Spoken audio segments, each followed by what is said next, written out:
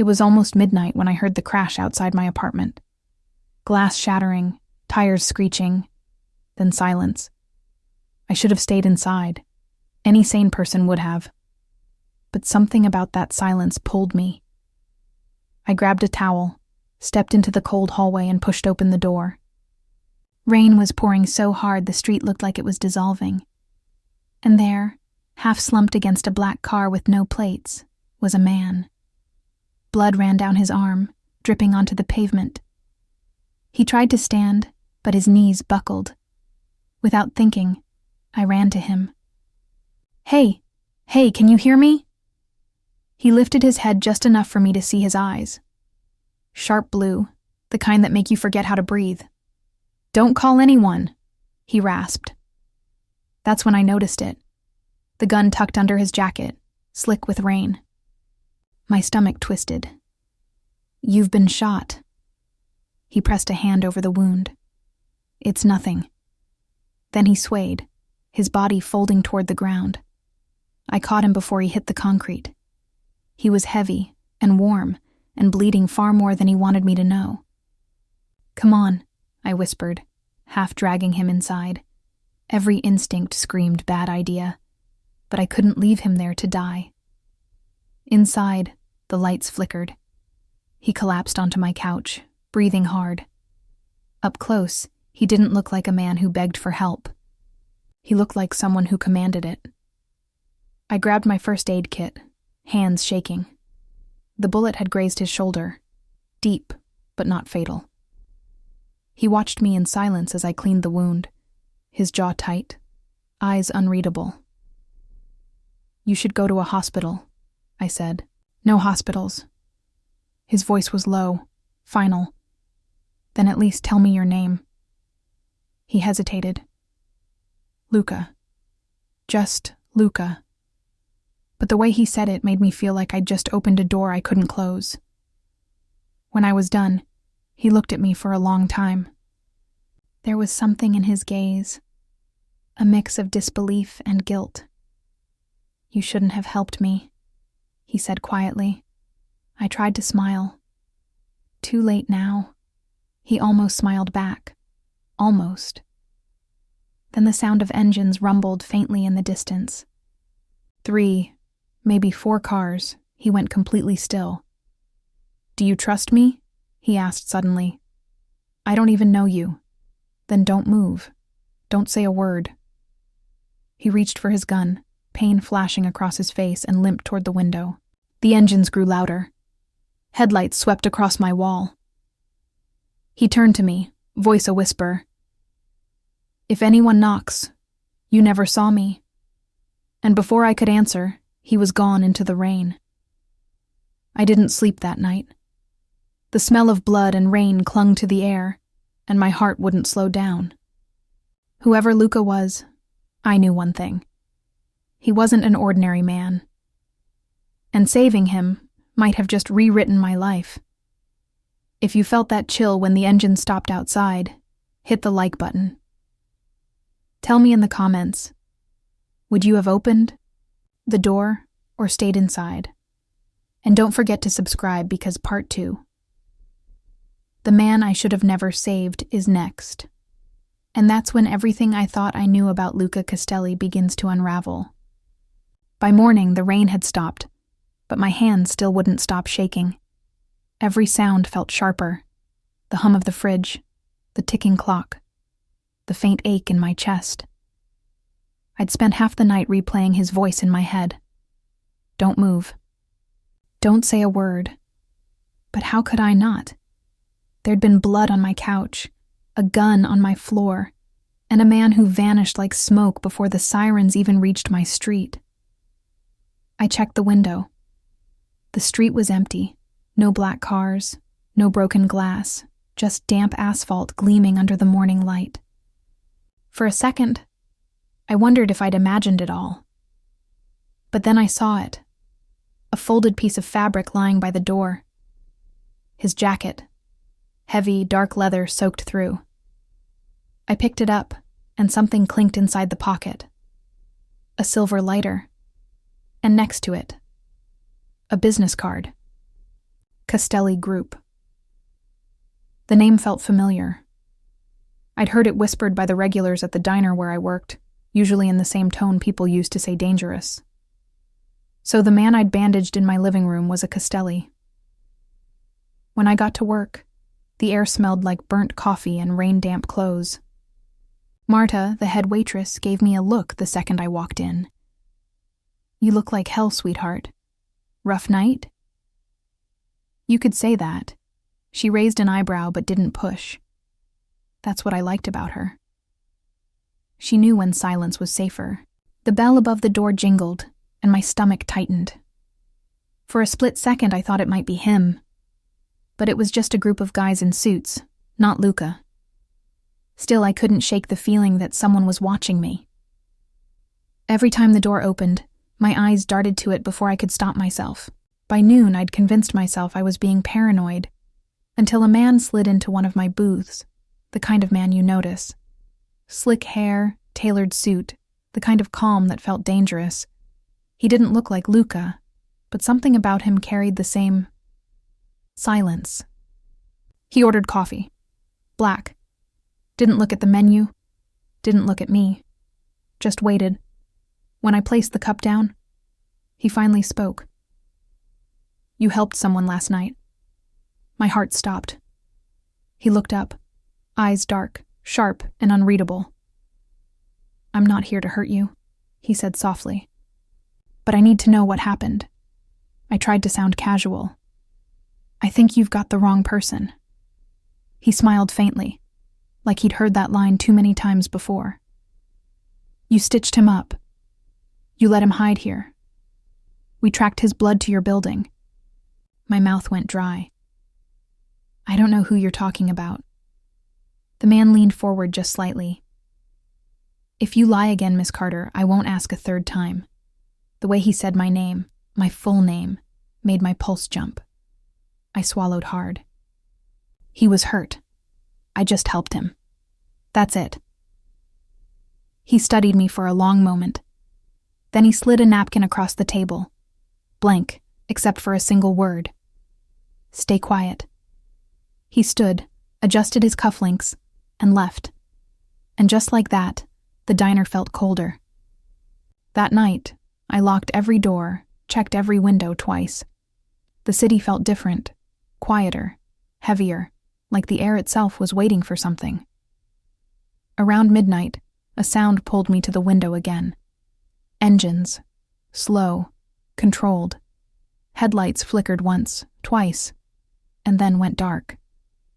I counted the silhouettes. 1, 2, 3, 4. By the time I reached 7, my knees were shaking. Black SUVs. No sirens. No shouting. Just presence. And in the middle of them, the man I'd bandaged. Luca. He looked up toward my window like he already knew I was standing there. Even from 3 floors up, I could feel the weight of his gaze. If your heart raced when those headlights went out, hit like right now. Tell me in the comments, what would you do if the man you saved came back with an army?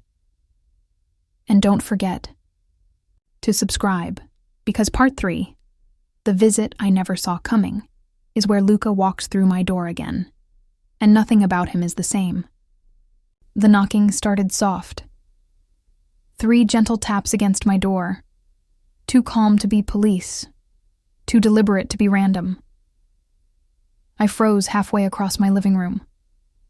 Outside, the headlights had gone dark, but I could still feel them, like ghosts waiting in the rain. Another knock. Louder. I grabbed the kitchen knife I'd left on the counter and whispered to myself, "Don't panic. Just breathe." Then came his voice. Low. Familiar. Controlled. "Open the door, Ella." My name. I felt my stomach twist. He remembered my name. My fingers trembled on the lock as I cracked the door open. And there he was. Luca. Standing in the hallway, rain dripping from his hair, a shadow of exhaustion clinging to his face. But his eyes, those sharp blue eyes, were the same. Too intense. Too steady. He glanced at the knife in my hand. "Smart," he murmured. "But you won't need that." I didn't lower it. "What do you want?" "To thank you," he said quietly, "and to make sure no one came back here after me." His voice wasn't cruel, it was careful, like he was speaking to a frightened animal he didn't want to scare off. "There were cars outside," I said, watching him closely. "Yours?" He nodded once. "Mine." "Why? What are you doing here?" He took a slow step closer. "Because you saved me, and that has consequences in my world." That sentence sent a shiver through me. Consequences. It didn't sound like gratitude. It sounded like warning. He looked around my small apartment, the stack of dishes, the old lamp flickering in the corner. Something about the way he scanned it all made me feel exposed. He looked at me, "You serious, live alone," unflinching. He said, "Word got more out. observation than They know question. you helped me. You're Yes. a loose end now." Not anymore." I laughed, I but blinked. it came out shaky. "Excuse me?" "You can't be serious." His jaw tightened. "Do you think I'd bring men to surround your building for fun?" I took a step back. "You're insane." He didn't argue. He just slipped something out of his coat, a folded piece of paper, and placed it on my table. A photo. Me, at work. Yesterday. Carrying. A tray of coffee, the breath caught in my throat. "Someone took that this morning," he said. "You've been watched since dawn." My knees went weak, and I sat down before I fell. "Why? I didn't do anything." "You did," he said softly. "You saved me, and now my enemies think that makes you part of me." He crouched down, his voice lower, gentler. "Listen to me, Ella. You need to come with me tonight. My men will keep you safe until this is over." "Safe?" I almost laughed. "You think I'd be safe with you?" He didn't flinch. "Safer than you'd be without me." His confidence scared me more than any threat could have. "I can't just leave," I whispered. "I have work. A life. Your life ended the moment you opened that door last night," he said quietly. Then his tone softened. "But it doesn't mean it's over." For a long moment, neither of us moved. The rain outside started again, tapping against the window like a clock counting down. Finally, I stood up, still trembling. "If I go with you," I said, "do I get to come back?" He looked at me like he wished he could lie. "Eventually," he said. "When it's safe." That wasn't an answer. But something in me already knew I was out of choices. I glanced around my small apartment one last time, the home that had always felt like a cage, and whispered, "Fine. But if anything happens to me..." He interrupted softly, "Nothing will happen to you. I won't allow it." There was something about the way he said it, not a promise, but a command to the universe. He opened the door, gesturing for me to follow. "Stay close. Don't look at anyone." As I stepped into the hallway, the sound of the rain swallowed us both. And for the first time, I realized this wasn't just about saving a stranger. It was about surviving him. If your heartbeat sped up when Luca returned to her door, hit like right now. It tells me you're still with me in this moment. Would you have trusted him enough to go? Comment below, and make sure you subscribe, because part 4, the car ride that changed everything, is where the danger gets too close to hide from. The hallway smelled like wet carpet and fear. My fear. Every sound echoed louder. The creak of a floorboard, the hum of the flickering light. Luca walked ahead of me, calm, deliberate, his broad shoulders blocking the view of the men waiting at the end of the corridor. All of them wore black. All of them looked like they'd done this before. When they saw me, they straightened. Not surprised, not questioning. One of them opened the building's front door, letting in a gust of cold rain and the low rumble of engines outside. 5 cars. All black, all waiting. Luca turned to me. "Get in the one with tinted glass," he said quietly.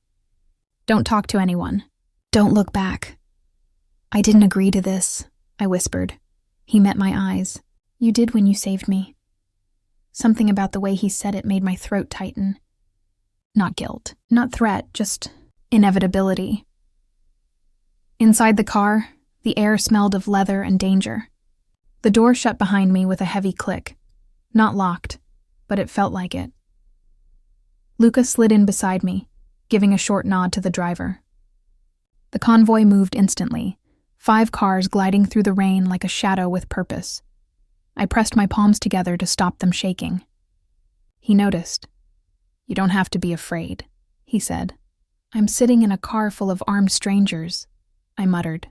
"Forgive me if I'm a little tense." A small smile tugged at his mouth. "Fair."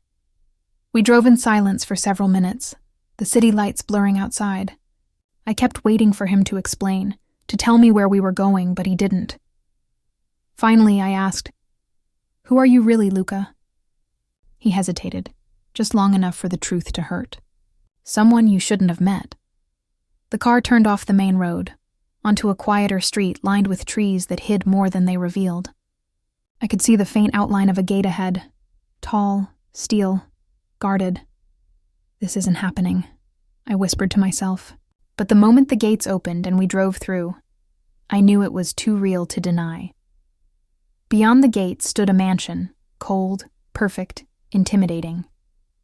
Lights glowed in the windows, but the place still felt like it was holding its breath. Luca leaned forward. "Tell Marco to sweep the perimeter," he said to the driver, his voice shifting, sharper, commanding. The driver nodded immediately. When he turned back to me, his tone softened again. "You'll stay here for a few days, until I fix this." "Fix what?" "The mess that found you," he said simply. I wanted to scream at him, to demand answers, to go home. But when his eyes met mine, all I saw was exhaustion and something else. Regret. Inside, the house was silent except for the rain against the glass. A woman in her 50s appeared at the top of the stairs, her expression unreadable. "This is Rosa," Luca said. "She'll take care of you." Rosa gave a curt nod. "I've prepared the East Room." Luca turned back to me. "Get some rest. You'll be safe here." "Safe," I repeated, the word bitter on my tongue. "That's not how it feels."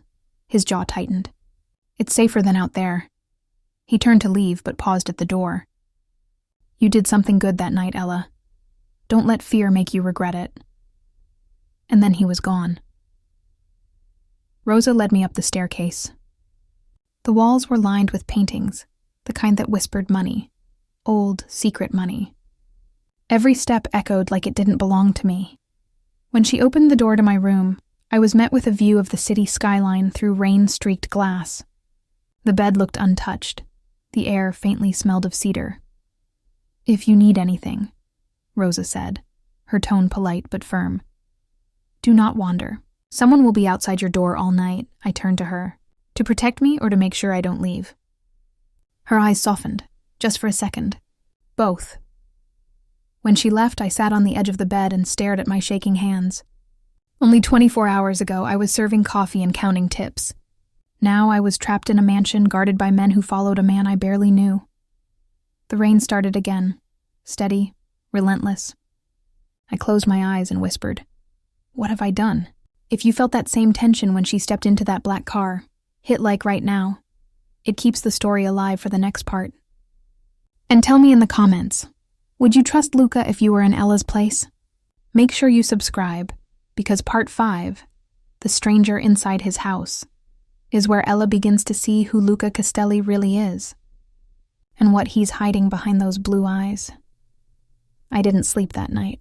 Every creak, every gust of wind felt like footsteps in the hallway, and somewhere between midnight and dawn, I realized something that made my stomach twist. I didn't even know if Luca Castelli was the good guy or the villain in this story. The sky was barely light when someone knocked on the door. I froze. "It's Rosa," came the soft voice. I cracked the door open. She stood there, calm as ever, holding a tray. "Breakfast," she said simply. "Mr. Castelli insists you eat." "Insists," I repeated, trying to read her face. "Do I have a choice?" Rosa's lips twitched into what might have been a smile. "No one ever truly does around here, dear." The tray smelled like heaven. Fresh coffee, bread still warm, slices of fruit. I hadn't eaten since yesterday morning. but every bite tasted like guilt. When I finished, I looked around the room again. Clean, perfect, too perfect.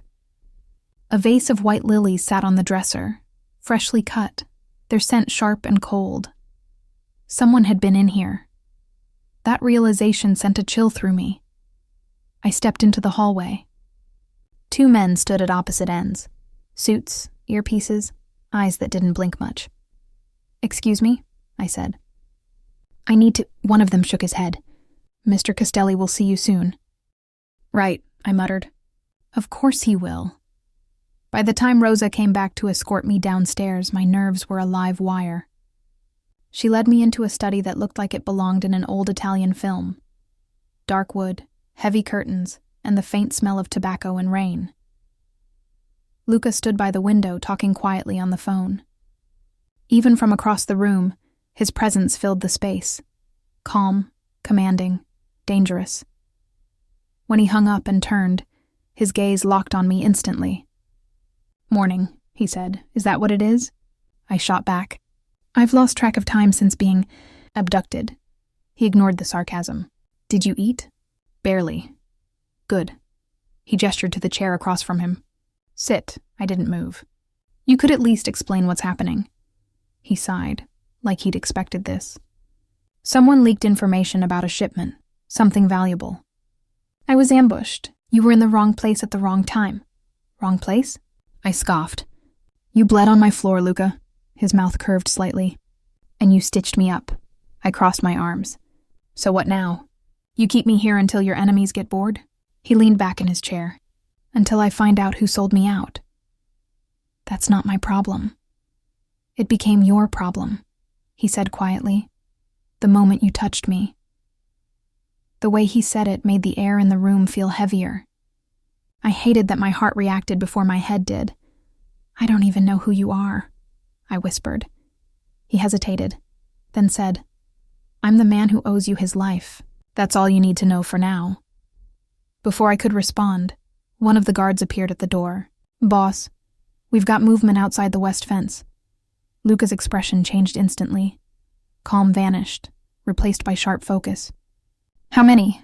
"2 cars. No plates." He stood up, every trace of softness gone. "Get everyone on it, now." He turned to me. "Stay here. Don't move." I grabbed his arm before I could stop myself. "What's happening?" He looked at me. Really looked. And for the first time, I saw something in his eyes that wasn't control. It was worry.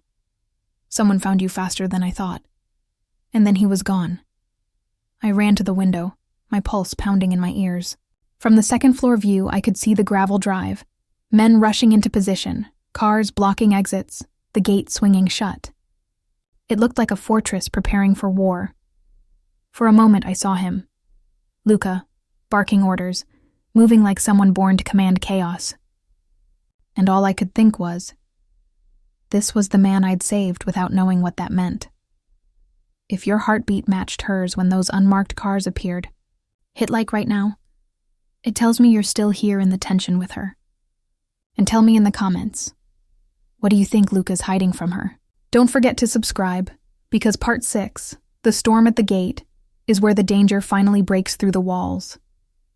The mansion no longer felt safe. It felt alive.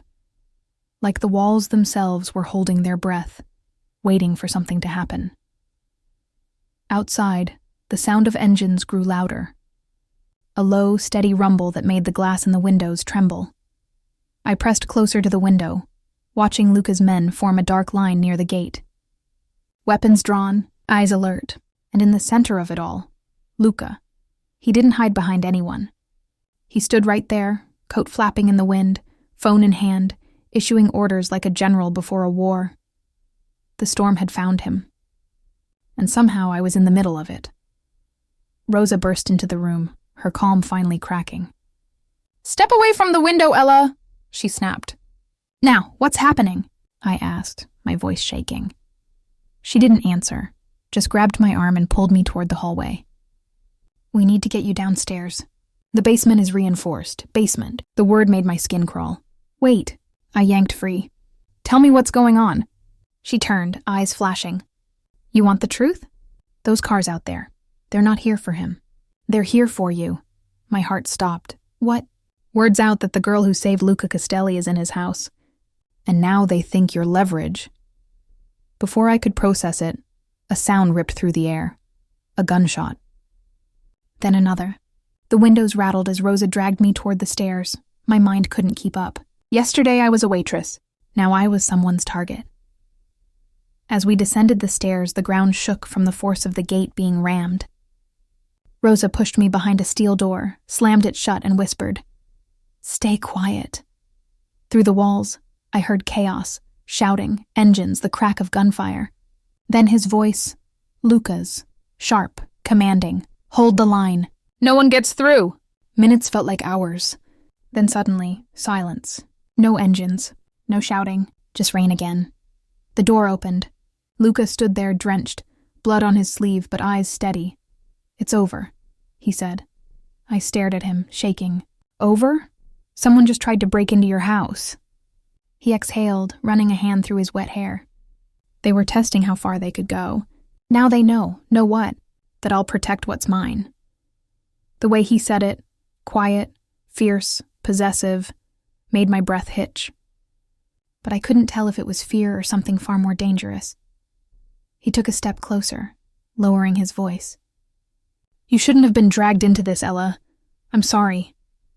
"Sorry," I whispered. "Luca, I almost died because I bandaged a stranger." "I know," he said, "and I'll spend the rest of my life making sure you never regret it." Something flickered in his eyes. A kind of vulnerability that didn't belong to a man like him. And somehow, that scared me more than the gunfire. Later that night, I sat by the window again. The storm had passed, but the sky was still restless, thunder rolling in the distance like a warning that hadn't been delivered yet. Somewhere below, I saw Luca talking to one of his men. Even from this far away, I could tell he was tired, the weight of power pressing down on him. And for a split second, he looked up. Straight at my window. Our eyes met. He didn't smile. But he didn't look away either. That's when I realized whatever storm had started that night wasn't over. It had just moved inside the house. If your heart raced when those gunshots broke the silence, hit like right now, it means you're still feeling every second with Ella. And tell me in the comments, would you stay in that mansion after this? It was almost midnight when I heard the knock. Soft, careful, like someone trying not to wake a sleeping ghost. For a second, I thought I imagined it. But then it came again.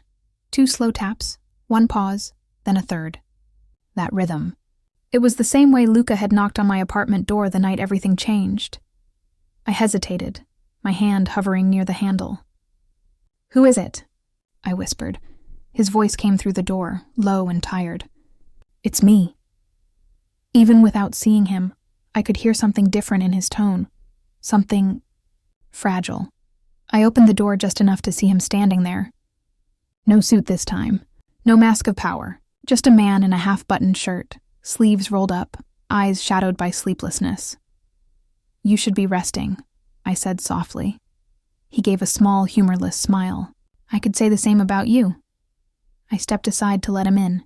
He walked to the window and stared out into the dark courtyard where his men still patrolled in silence. "Were those men tonight the same ones from before?" I asked. He shook his head. "No, new faces. Hired to make a point." "What point?" He turned to me, his expression unreadable. "That even a man like me can bleed. That I'm not untouchable anymore." I watched him carefully. There was something about the way he said that. Not with anger, but with weariness. Like the weight of leadership wasn't power, but punishment. "Why tell me this?" I asked. He looked at me for a long moment before answering. "Because you deserve to know the kind of man whose life you saved." I waited, but he didn't go on. So I asked the question that had been burning since the night I met him. "What kind of man are you, Luca?" He gave a small, bitter laugh. "The kind who's done too many wrong things for the right reasons." Something inside me softened, against my will.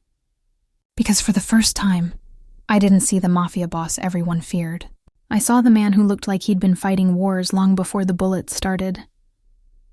He sat down on the edge of the couch, elbows on his knees. "I grew up in this house," he said quietly. "When my father died, everything became mine. The money, the power, the enemies." His voice cracked just slightly. "I was 23. I didn't know what to say. So I just sat beside him, silent." He rubbed his face, exhaustion settling in his shoulders. "You know what's funny?" he muttered. "When you're a kid, you think power means freedom. But the truth is, it's a cage with better walls." For a long moment, neither of us spoke. Then he glanced at me. "Do you regret helping me that night?" I took a deep breath.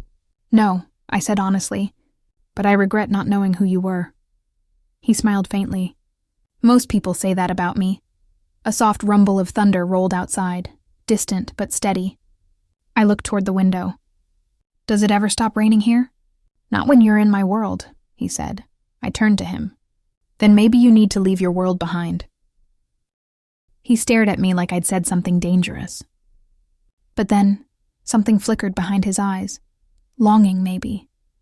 Regret. "I can't," he whispered. "It's all I have left." And for some reason, that made my chest ache more than anything he'd said before. He stood up finally, his usual composure returning. "You should get some sleep," he said. "Tomorrow we'll make plans." "For what?" I asked.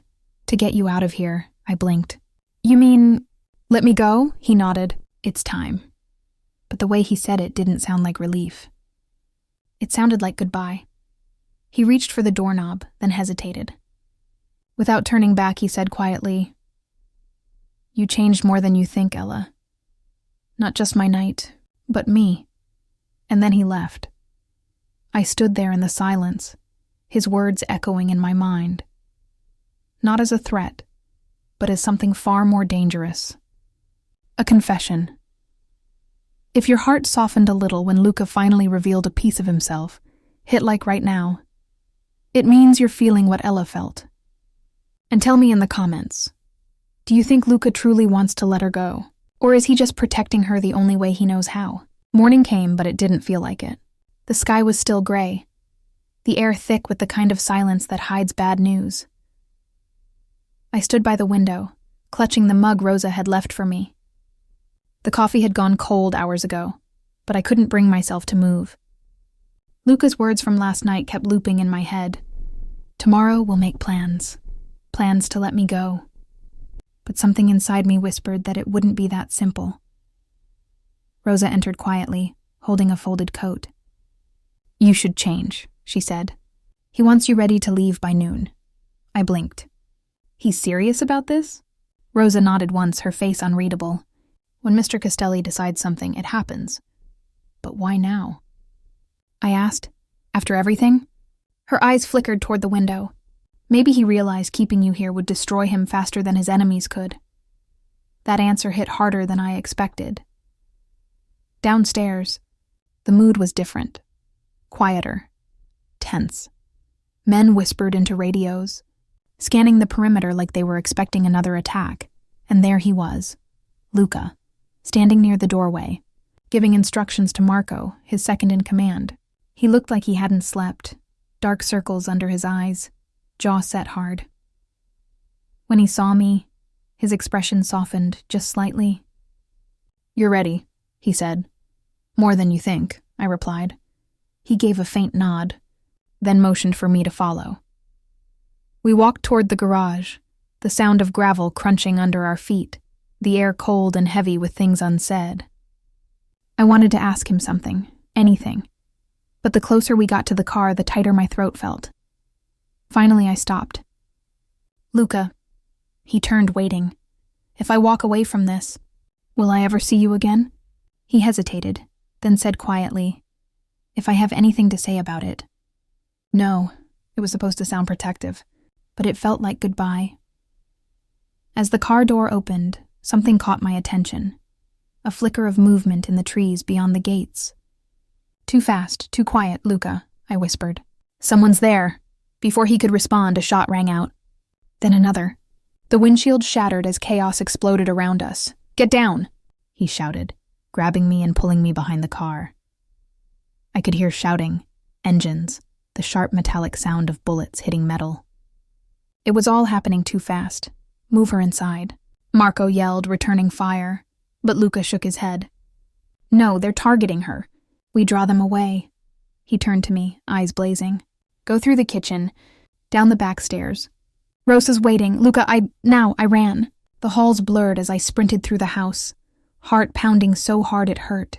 Behind me I could hear the fight, gunfire, shouting, breaking glass. And somewhere in the chaos, his voice, then silence. I froze near the back door. No more shots, no more orders, just the sound of rain. Rosa appeared pale and trembling. Where is he?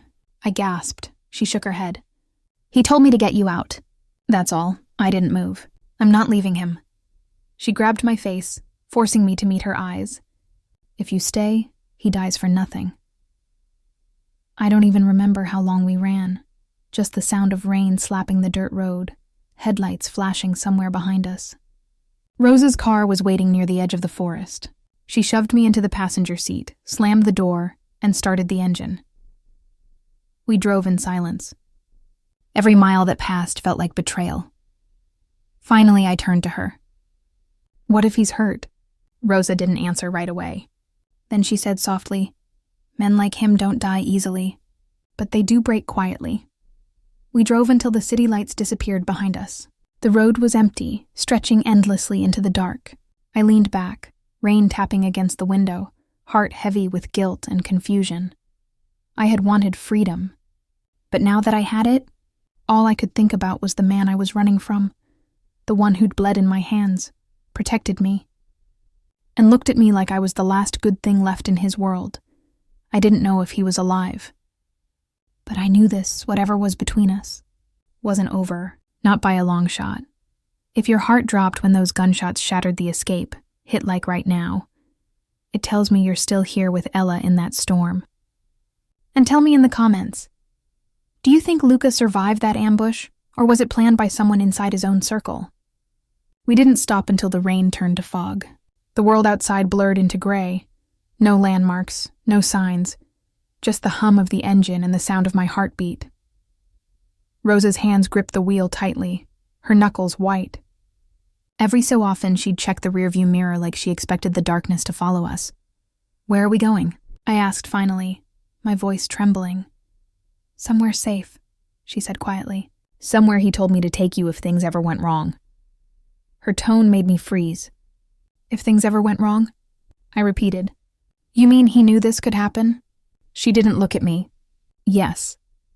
I turned toward the window, staring at the fog curling across the road. It was strange. I'd only known Luca for a few days, but his presence already felt like gravity.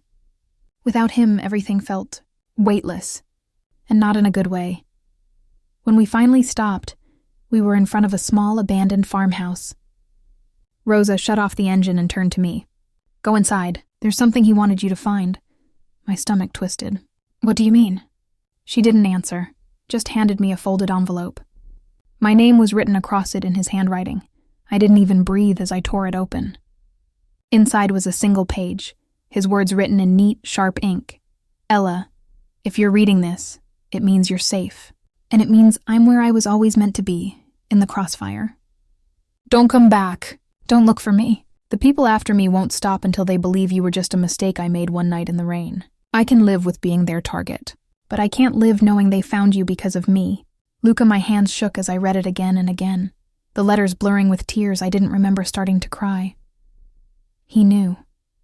He always knew this could happen. Rosa placed a hand on my shoulder. He said if you found this, I should give you something else. She reached into her coat and pulled out a small silver locket. He never takes this off, she whispered. Said it belonged to his mother. I took it with trembling fingers, my reflection faint in the polished metal. When I opened it, I found a small photo inside. A woman with kind eyes, and a boy with the same sharp gaze I'd seen across the mansion hall. And behind the photo, a folded piece of paper. One line written in Luca's handwriting again. If you ever doubt how much you changed me, open this. I unfolded it carefully. It wasn't a message. It was a sketch of me. I couldn't hold it anymore. The tears came fast, silent, Rosa looked away, giving me space. I don't understand, I whispered. Why protect me like this? Why not just let me go from the beginning? Rosa finally met my eyes. Because Ella, he didn't want to let you go. Those words hit like a storm all over again. Hours later, after Rosa fell asleep in the front seat, I sat alone by the farmhouse window, the letter clutched in my hand. The night outside was still, but I couldn't shake the feeling that someone was out there, watching. A soft rustle in the distance made me tense. Then headlights flickered through the fog. Slow, controlled. My heart stopped. Rosa, I whispered. Someone's here. She woke instantly, her hand moving to her bag. Stay down. The car stopped just a few yards away. A man stepped out, tall, wearing a dark coat. Even through the haze, I could recognize that posture anywhere. Luca. If your heart skipped when those headlights appeared through the fog, hit like right now, it means you felt that rush just like Ella. And tell me in the comments, do you think it's really Luca? Or someone pretending to be him? Don't forget to subscribe, because part 10, The Man in the Fog, will test everything Ella believes about love, loyalty, and survival. At first I couldn't move. The headlights cut through the mist like sharp blades, illuminating the gravel and the trembling outline of the man stepping toward us. My breath caught in my throat. Luca, I whispered, barely a sound. Rosa squinted, her hand still on her gun. Stay here, she said under her breath, opening the car door. No, I said, grabbing her arm. If it's really him, but she was already outside, walking slowly into the fog, her steps cautious, her eyes never leaving the figure ahead. The man stopped halfway, lifting one hand, open, empty, peaceful. Rosa's stance softened slightly. Then I heard his voice. Low, rough. Ella. That was all it took. I threw open the door and ran. I didn't care about the mud, the cold, or Rosa's warnings. All I saw was him, the same dark coat, the same eyes that had haunted me since that night in the rain. When I reached him, I stopped just inches away, my heart pounding so hard it felt like it would break free. You're alive, I breathed. He gave a tired, almost broken smile. Barely. Before I could speak, he stumbled forward. I caught him instinctively, and my hands came away wet. Not with rain, but blood. Luca, I gasped. You're hurt! He gritted his teeth, gripping my shoulders to steady himself. It's nothing. Nothing? I said, voice shaking. You're bleeding! He looked down at me with that same quiet intensity. I told you not to come back. I didn't, I whispered. You did. For a second, his expression softened, just a flicker of something almost human behind the exhaustion. Then he collapsed against me. Rosa rushed forward, helping me lower him to the ground. His pulse was weak, his breathing uneven. We dragged him inside the farmhouse, laying him on the old wooden table. Get me towels, Rosa ordered. I obeyed without thinking, tearing strips of fabric, pressing them against his wounds, my hands shaking uncontrollably. When his eyes fluttered open, he whispered, You're supposed to be safe. I was, I said, my voice breaking. Until you showed up like this. He managed a faint smirk. Guess I ruined my own plan. For a while, the only sounds were our breaths and the wind howling outside. Finally, he spoke again, softer this time. They had someone inside, Ella. Someone I trusted. That's how they found us. The realization hit hard. A traitor? He nodded weakly. Someone close. Who? He didn't answer. His gaze dropped, jaw clenched. Rosa looked between us, tense. We need to move him. They'll track his phone. He reached into his pocket, pulling out a small folded piece of paper. Already taken care of, he murmured. Burn this when I'm gone, or... I said sharply. Don't talk like that. His eyes lifted to mine, tired, full of things he'd never say aloud. If I don't make it out again, you'll know I tried. I pressed the cloth harder, tears spilling before I could stop them. Why do you always have to be the one bleeding? I whispered. He gave a faint laugh, one that sounded more like a sigh. Because someone has to make sure you don't. That broke me, completely. Hours passed. Rosa finally fell asleep in the chair by the door, gun still in her lap. Luca was lying on the couch, pale but breathing steadier now. I sat beside him, holding the locket he'd left me.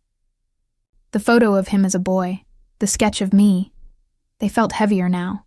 When I looked up, his eyes were half open. "You should sleep," he murmured. "I can't," I whispered. "I'm afraid if I do, you'll disappear again." His lips curved faintly. "Then stay awake, just don't leave." I smiled through tears. I wasn't planning to. The storm outside was dying down, but the one inside me had only just begun, because somewhere between saving him and losing him, I'd crossed a line I couldn't come back from, and deep down, I knew, so had he. If your heart clenched when Ella saw him bleeding through the fog, hit like right now. It tells me you're still living every heartbeat of this story. And tell me in the comments, do you think Luca really made it back alone? Or was someone following him in that fog? At first I couldn't move. The headlights cut through the mist like sharp blades, illuminating the gravel and the trembling outline of the man stepping toward us. My breath caught in my throat. "Luca," I whispered, barely a sound. Rosa squinted, her hand still on her gun. "Stay here," she said under her breath, opening the car door. "No," I said, grabbing her arm. "If it's really him," but she was already outside, walking slowly into the fog, her steps cautious, her eyes never leaving the figure ahead. The man stopped halfway, lifting one hand, open, empty, peaceful. Rosa's stance softened slightly. Then I heard his voice. Low, rough. "Ella." That was all it took. I threw open the door and ran. I didn't care about the mud, the cold, or Rosa's warnings. All I saw was him, the same dark coat, the same eyes that had haunted me since that night in the rain. When I reached him, I stopped just inches away, my heart pounding so hard it felt like it would break free. "You're alive," I breathed. He gave a tired, almost broken smile. Barely. Before I could speak, he stumbled forward. I caught him instinctively, and my hands came away wet. Not with rain, but blood. "Luca," I gasped. "You're hurt!" He gritted his teeth, gripping my shoulders to steady himself. "It's nothing." "Nothing?" I said, voice shaking. "You're bleeding!" He looked down at me with that same quiet intensity. "I told you not to come back." "I didn't," I whispered. "You did." For a second, his expression softened, just a flicker of something almost human behind the exhaustion. Then he collapsed against me. Rosa rushed forward, helping me lower him to the ground. His pulse was weak, his breathing uneven. We dragged him inside the farmhouse, laying him on the old wooden table. "Get me towels," Rosa ordered. I obeyed without thinking, tearing strips of fabric, pressing them against his wounds, my hands shaking uncontrollably. When his eyes fluttered open, he whispered, "You're supposed to be safe." "I was," I said, my voice breaking, "until you showed up like this." He managed a faint smirk. "Guess I ruined my own plan." For a while, the only sounds were our breaths and the wind howling outside. Finally, he spoke again, softer this time. "They had someone inside, Ella. Someone I trusted. That's how they found us." The realization hit hard. "A traitor?" He nodded weakly. "Someone close. Who?" He didn't answer. His gaze dropped, jaw clenched. Rosa looked between us, tense. "We need to move him. They'll track his phone." He reached into his pocket, pulling out a small folded piece of paper. "Already taken care of," he murmured. "Burn this when I'm gone, or—" I said sharply. "Don't talk like that." His eyes lifted to mine, tired, full of things he'd never say aloud. "If I don't make it out again, you'll know I tried." I pressed the cloth harder, tears spilling before I could stop them. "Why do you always have to be the one bleeding?" I whispered.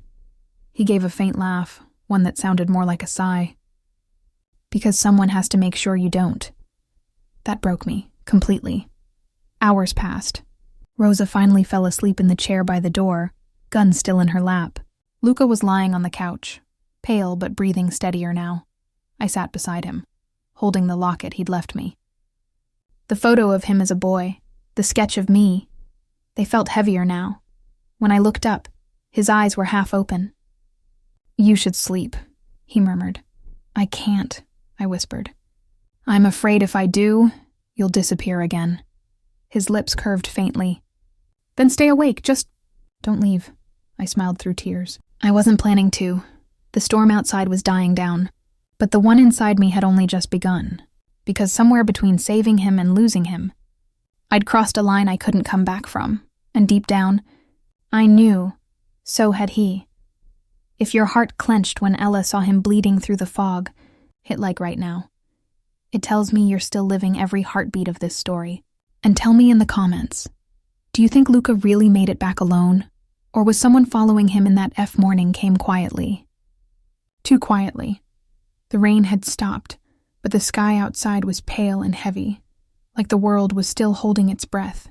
I sat near the couch, watching Luca's chest rise and fall, slow but steady.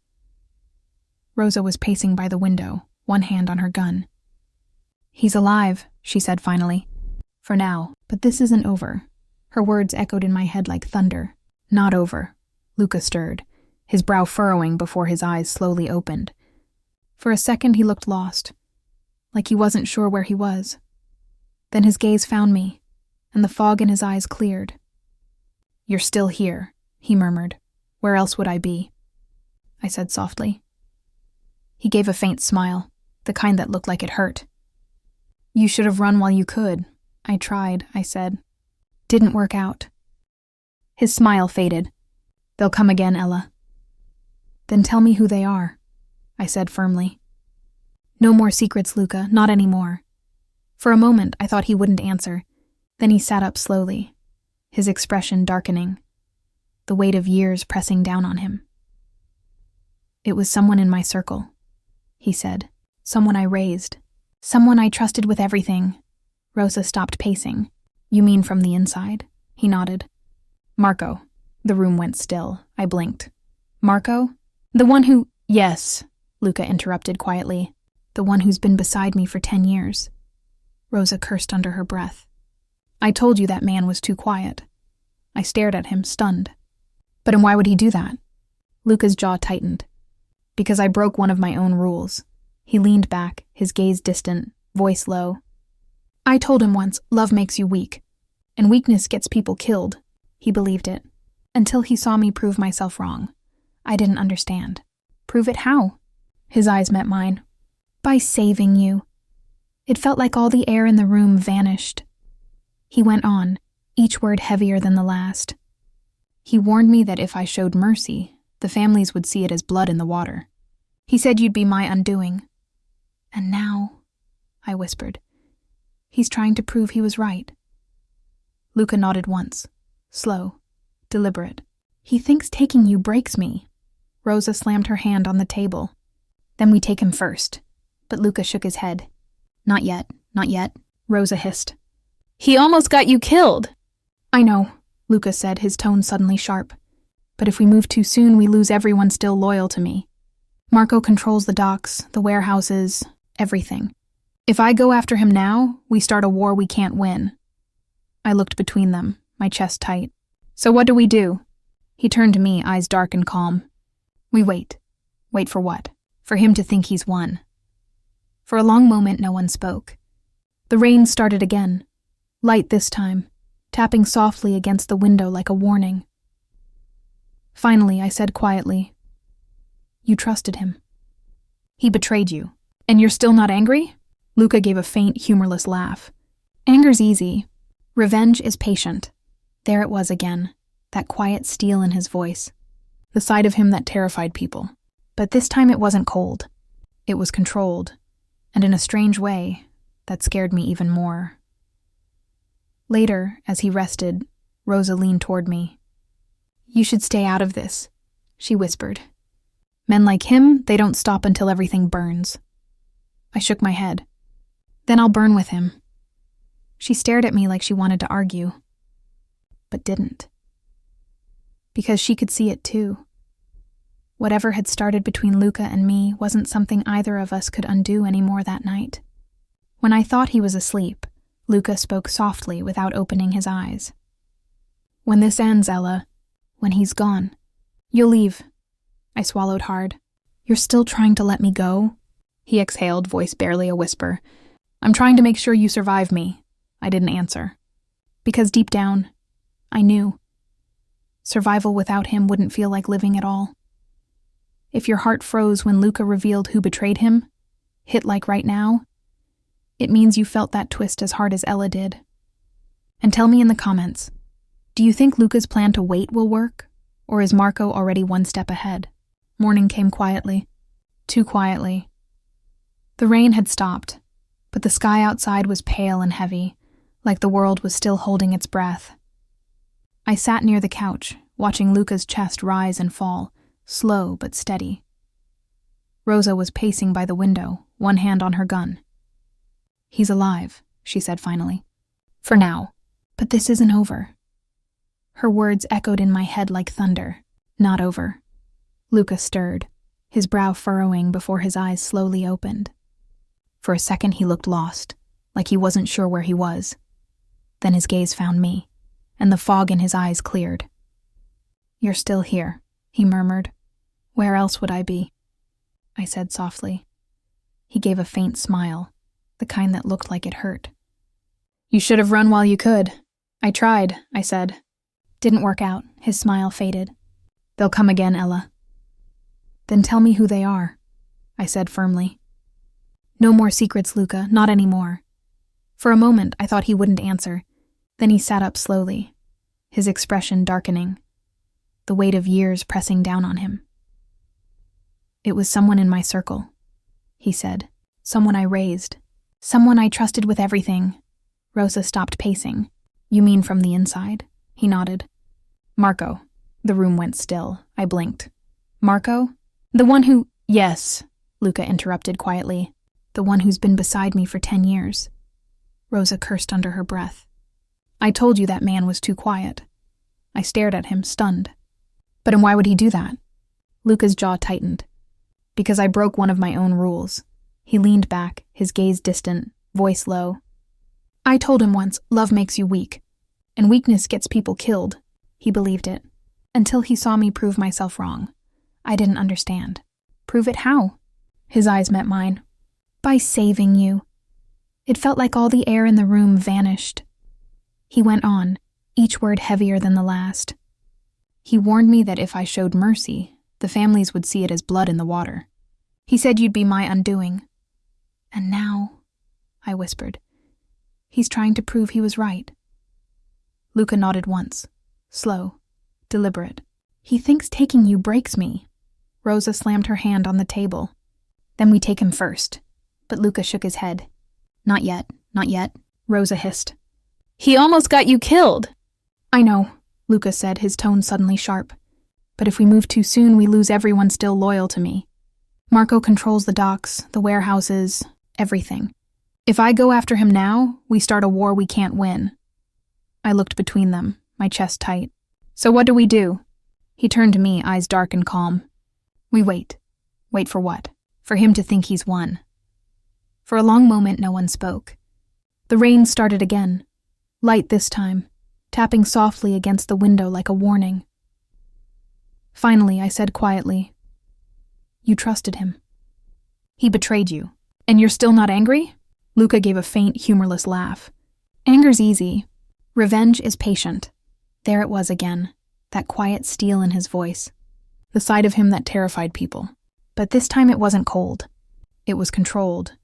And in a strange way, that scared me even more. Later, as he rested, Rosa leaned toward me. You should stay out of this, she whispered. Men like him, they don't stop until everything burns. I shook my head. Then I'll burn with him. She stared at me like she wanted to argue. But didn't, because she could see it too. Whatever had started between Luca and me wasn't something either of us could undo anymore. That night, when I thought he was asleep, Luca spoke softly without opening his eyes. When this ends, Ella, when he's gone, you'll leave. I swallowed hard. You're still trying to let me go? He exhaled, voice barely a whisper.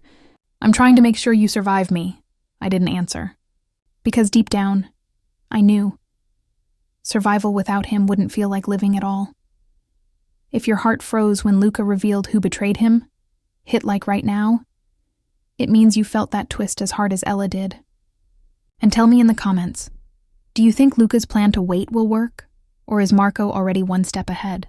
The grand staircase felt longer than I remembered. Each step groaned under our feet, echoing through the empty mansion, like it remembered every secret whispered here.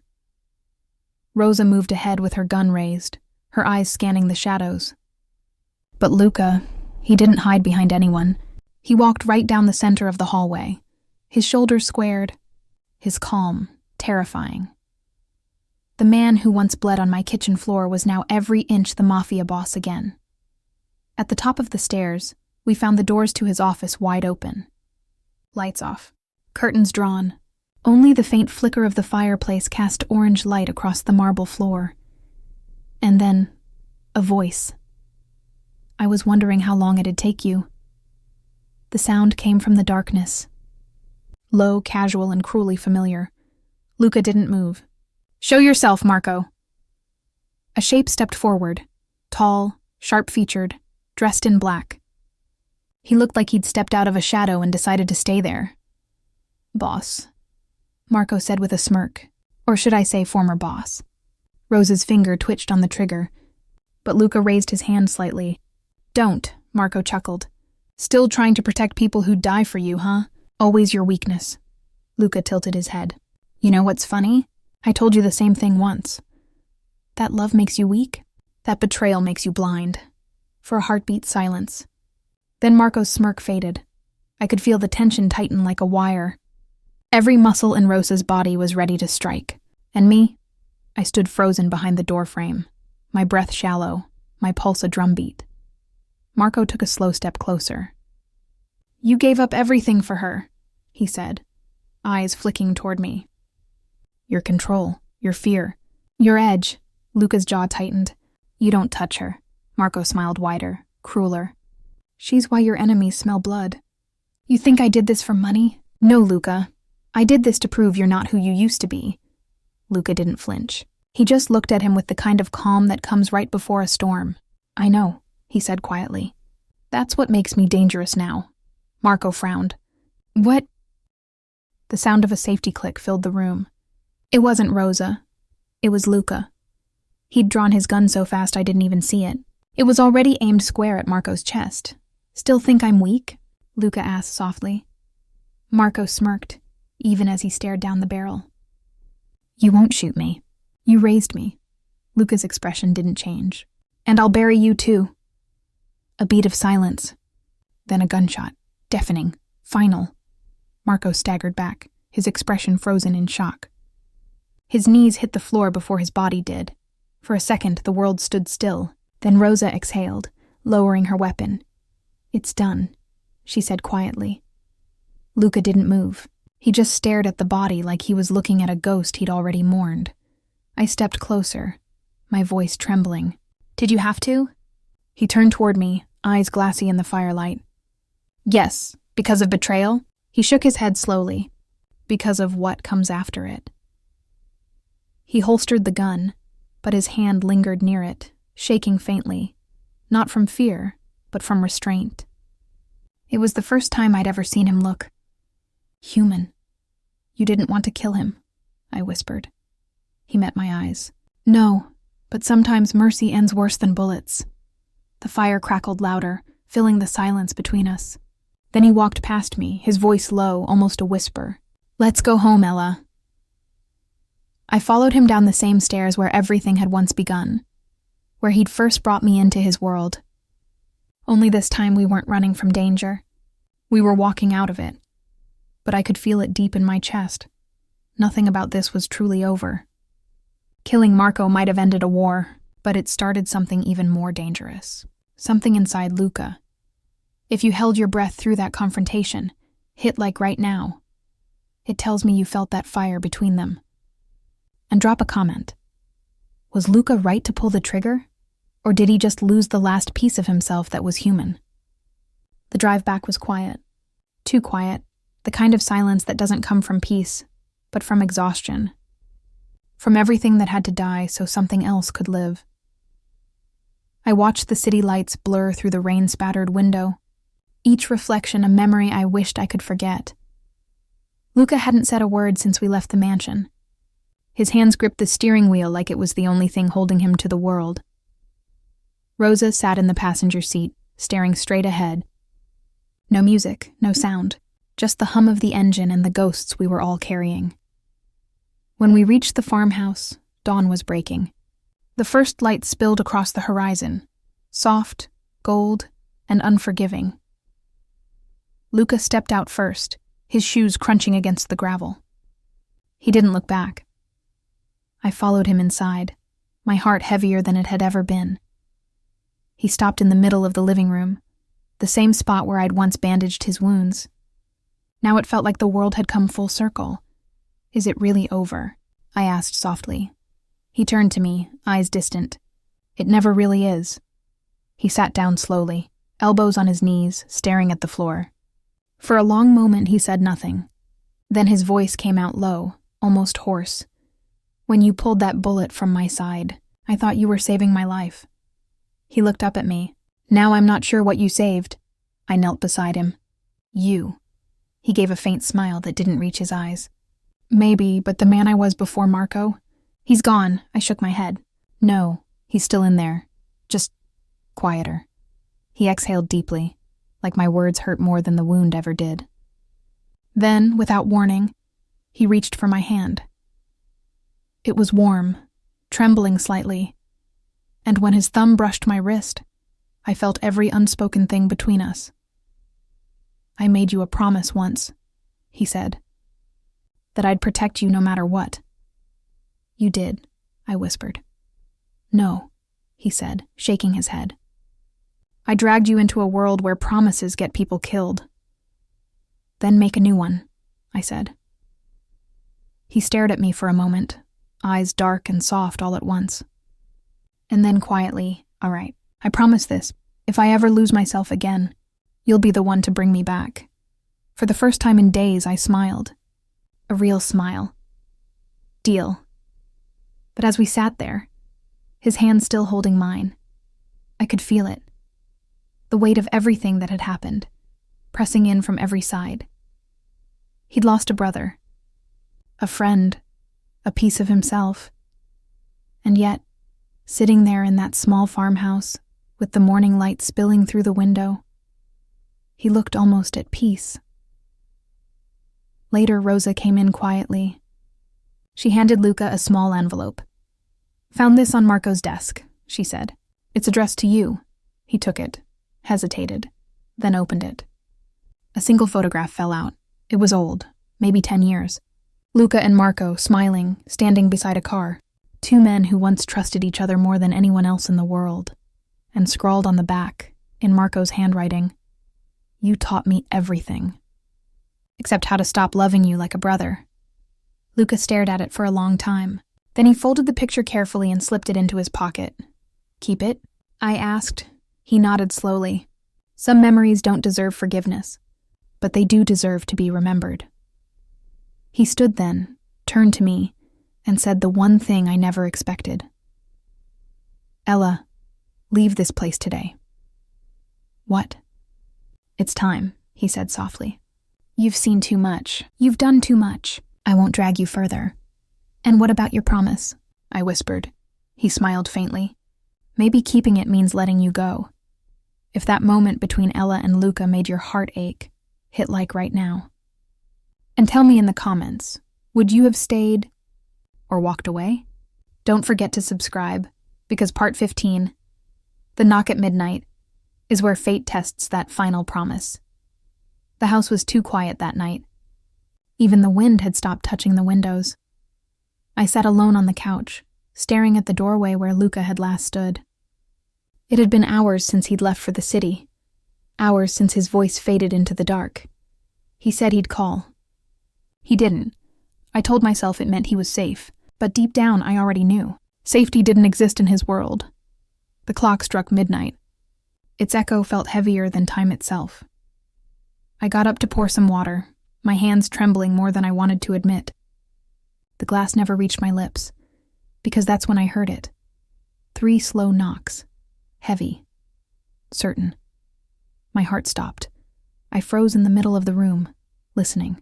Another knock, louder this time, and then a voice. Low, familiar. "Ella, open the door." I almost ran, not out of fear, but because every part of me already knew who it was. When I opened the door, Luca was standing there, soaked in rain, bruised, blood on his sleeve, but alive. Barely. He stepped inside without a word, his eyes darker than I'd ever seen them. "Luca." He raised a hand, stopping me. "Don't ask."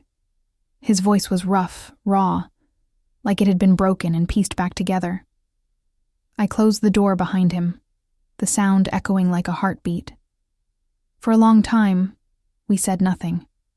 Just silence, just the rain outside. Then he finally spoke. "It's done," I frowned. "What do you mean, done?" He sank into the chair, wiping rain from his face. "The family's signed the peace. The guns are down. The city's quiet again. That's good, isn't it?" He looked at me for a long time before answering. "Peace always costs something, Ella. And tonight it cost everything that was left of me." I knelt in front of him, heart breaking at the quiet in his eyes. "You came back," I whispered. "That's enough." He smiled faintly, tired but real. "I told you I'd come back. Always." I touched his hand, and he turned it over, fingers brushing mine like he was memorizing the feel of them. For a moment, the world outside didn't exist. It was just us, the girl who'd saved him, and the man who'd tried to save her back. "I meant what I said," he murmured. "If I ever lose myself again, you'll bring me back." I smiled softly. "You didn't lose yourself tonight." He looked away. "Didn't I?" I shook my head. "No, you just remembered who you really were." The clock struck again, 12:30. The rain slowed. He leaned back, closing his eyes, whispering, "Stay a little longer." And for once, I didn't argue. I sat beside him, resting my head on his shoulder. Neither of us spoke. We didn't need to. Outside, the world was healing itself one drop of rain at a time. Inside, for the first time since that night in the cafe, so were we. And if you felt that peace settle over you like the final rain, hit-like, it means you stayed through every heartbeat of Ella and Luca's story. Tell me in the comments what moment hit you the hardest. And don't forget to subscribe, because more stories like this are already on their way. Because sometimes, the quietest endings are the ones that stay with you the longest.